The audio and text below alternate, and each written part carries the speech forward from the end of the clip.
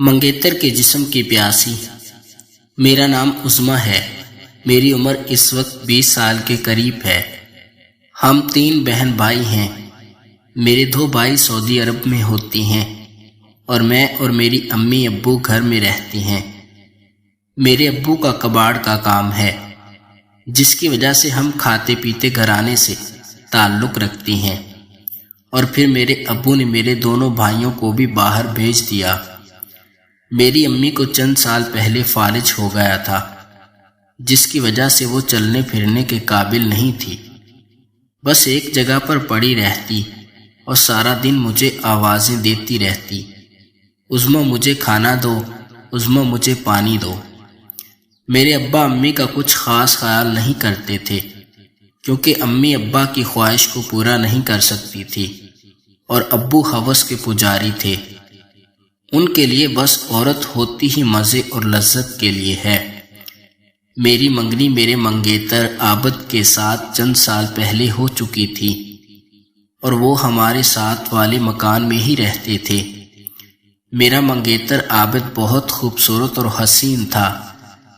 میں جب اسے دیکھتی تو میرے اندر ایک آگ سی لگ جاتی، اور میرا دل کرتا کہ کاش جلدی سے ہماری شادی ہو جائے اور میں عابد کے لال لال ہونٹوں کا رس پی سکوں۔ مگر ابا امی ابھی تک میری شادی سے بے خبر تھے۔ ان کے لیے مجھے صرف کھانے پینے کے اور کپڑوں کی ضرورت ہوتی تھی، مگر انہیں یہ خبر نہ تھی کہ میں جوانی چڑھ چکی ہوں۔ اب میرے اندر بھی ایک دل ہے، اور جو ایک جوان مرد کو باہوں میں لینے کے لیے بار بار بے چین رہتا ہے۔ میرا منگیتر عابد مجھ میں کچھ خاص دلچسپی نہیں لیتا تھا، کیونکہ ابھی وہ بچہ سا تھا۔ اس کی عمر 15 سال تھی، اور ابھی مونچھ داڑھی بھی نہیں آئی تھی، اس لیے اس طرح کے کاموں میں کوئی دلچسپی نہیں تھی۔ وہ بس موبائل ٹھیک کرنے کا کام سیکھتا تھا۔ ایک دن ابو صبح صبح ہی کام پر چلے گئے، اور امی اپنے کمرے میں سو رہی تھی، کیونکہ امی فالج کی وجہ سے جہاں پر پڑی رہتی تھی وہیں ہی پڑی رہتی تھی۔ وہ اٹھنے بیٹھنے چلنے پھرنے کے تو قابل نہیں تھی، بس منہ سے آواز دے سکتی تھی۔ ہوا کچھ یوں کہ عابد کی امی نے اسے ہمارے گھر نمک لینے بھیجا۔ عابد اس دن کام پر نہیں گیا تھا اور چھٹی پر تھا۔ میں نے اسے اپنے گھر دیکھ کر خود کو بڑی مشکل سے سنبھالا، کیونکہ میرا دل کر رہا تھا کہ اسے باہوں میں لے کر اس کے گورے چٹے بدن کا دیدار کروں، اور اسے بے لباس کر کے اس کے انگ انگ کو بوسہ دوں، کیونکہ عابد ابھی چھوٹا تھا اور اس کے جذبات ابھی اتنے گرم نہیں تھے، اور میں تو بالغ ہو چکی تھی اور مجھے ڈیٹ بھی آتی تھی۔ عابد جب ہمارے گھر میں آیا تو دن کے 12 بج رہے تھے، اور باہر گلی میں کوئی بھی نہیں تھا۔ اس نے آ کر کہا، عظمیٰ کیسی ہو تم؟ مجھے نمک چاہیے تھا۔ امی کھانا بنا رہی تھی اور نمک شاید ختم ہو چکا تھا۔ تھوڑا سا نمک شاپر میں ڈال دو۔ میں نے اسے سر سے پاؤں تک دیکھا۔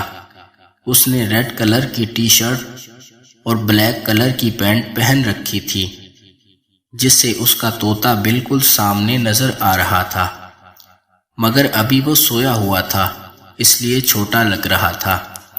میں صرف عابد کے طوطے کو پینٹ کے اوپر سے دیکھ رہی تھی، ابھی تک سامنے عابد کے طوطے کا دیدار نہیں کیا تھا۔ میری حسرت بہت تھی کہ عابد کو ننگا کر کے اس کا طوطا دیکھ سکوں کہ وہ کیسا ہے، کتنا بڑا ہے، مگر میری حسرت کیسے پوری ہو سکتی تھی؟ عابد تو میرے قریب آنے سے بھی ڈرتا تھا۔ عابد میرے سامنے کھڑا تھا اور میں یہ سب سوچ رہی تھی کہ عابد نے کہا، عظمیٰ کیا سوچ رہی ہو؟ امی میرا انتظار کر رہی ہوگی، مجھے نمک دو، میں جاؤں۔ میں نے اسے شاپر میں نمک ڈال دیا اور کہا، عابد واپس آ کر میری بات سننا، مجھے تم سے ضروری کام ہے۔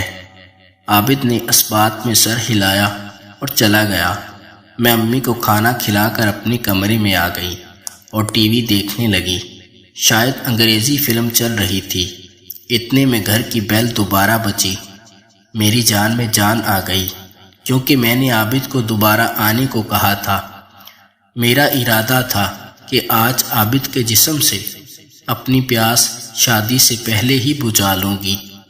میری دروازے کی طرف دوڑی اور دروازہ کھولا تو وہ واقعہ ہی عابد تھا۔ نہا کر اپنے جسم پر خوشبو لگا کر بال بنا کر آیا تھا۔ میں اسے سیدھا اپنے کمرے میں لے گئی، جہاں پر بولڈ فلم چل رہی تھی، جس میں اچانک کسنگ والا سین بھی آ گیا اور عابد بھی کمرے میں داخل ہو کر فلم دیکھنے لگا۔ میں نے کہا، عابد تم یہاں پر بیٹھو، میں تمہارے لیے چائے بنا کر لے آتی ہوں۔ آج مجھے لگ رہا تھا کہ شاید میری برسوں کی پیاس میرے ہونے والے منگیتر سے بجھ جائے، کیونکہ گھر میں صرف امی تھی جو اوپر والے پورشن میں لیٹی ہوئی تھی، اور ابو اپنی دکان پر تھے، اور ابو جب دکان پر چلے جاتے تھے تو شام کو ہی واپس آتے تھے، اس لیے مجھے کوئی ڈر نہیں تھا۔ میں چائے لے کر کمرے میں گئی تو عابد فلم میں کھو چکے تھے، اور میں دیکھ رہی تھی کہ ان کو نیچے والا طوطا فل عروج پر اکڑ کر کھڑا تھا۔ میں نے ہلکا سا کھانسا تاکہ عابد کو پتہ چل جائے کہ میں کمرے میں آ گئی ہوں۔ عابد نے اپنے آپ کو قابو میں کیا اور چائے پینے لگے۔ چائے پی کر عابد نے مجھے سر سے پاؤں تک دیکھا۔ میں بیڈ پر بیٹھ گئی تھی اور آدھا لیٹی ہوئی تھی۔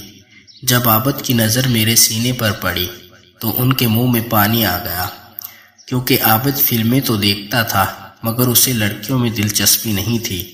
مگر آج تو ان کے سامنے ان کی ہونے والی دلہن عظمیٰ بیٹھی تھی۔ آج وہ ٹالا کرنے والے نہیں تھے۔ مجھے لگنے لگا، عظمیٰ آج بہت خوبصورت لگ رہی ہو۔ میں نے کہا، شکریہ عابد، آپ کے لیے ہی تو بناؤ سنگار کرتی ہوں۔ عابد نے میرے ہونٹوں پر اپنی ایک انگلی رکھی اور پھیرنا شروع کر دی۔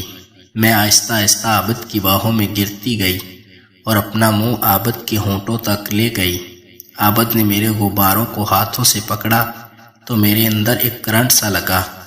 عابد نے اتنی دیر میں میرے دونوں غباروں کو بے لباس کر دیا اور ان کو منہ میں لے کر بچوں کی طرح دودھ پینے لگی۔ میں تو جیسے پاگل ہو رہی تھی، اور میں حیران بھی تھی کہ میں تو عابد کو بچہ سا سمجھتی تھی، مگر وہ تو پورا رومانس کا کھلاڑی نکلا۔ پھر عابد نے آہستہ آہستہ میری نیچے والی چڑیا کی طرف ہاتھ بڑھانا شروع کر دیا۔ میں بڑی بے تاب تھی کہ اب جتنی جلدی ہو سکے عابد اپنی اصل منزل تک آئے، جہاں سے میری برسوں پرانی پیاس ختم ہونی تھی۔ میں نے جان بوجھ کر اپنی شلوار تھوڑی سی نیچے کر دی تاکہ عابد کو لگے کہ میں چاہتی ہوں کہ وہ میرے ساتھ آخری منزل تک جائے۔ عابد نے میرے پیٹ کے اوپر اپنی انگلیاں چھوڑ دی جو میرے پورے بدن میں آگ لگا رہی تھی۔ اتنا اچھا رومانس میں سوچ بھی نہیں سکتی تھی کہ میرا ہونے والا شوہر بھی کر سکتا ہے۔ بالآخر عابد نے ایک جھٹکے سے اندر کیا اور پورے آدھے گھنٹے تک میرا پانی میرے پیٹ کے اوپر ہی چھوڑ دیا۔ میری تو جیسے بس ہو چکی تھی اور میرا جسم بے جان تھا، مگر میری برسوں کی پیاس بجھ چکی تھی۔ پھر میں عابد کے ساتھ لیٹ گئی اور اس کے سر میں پیار سے انگلیاں پھیرنے لگی۔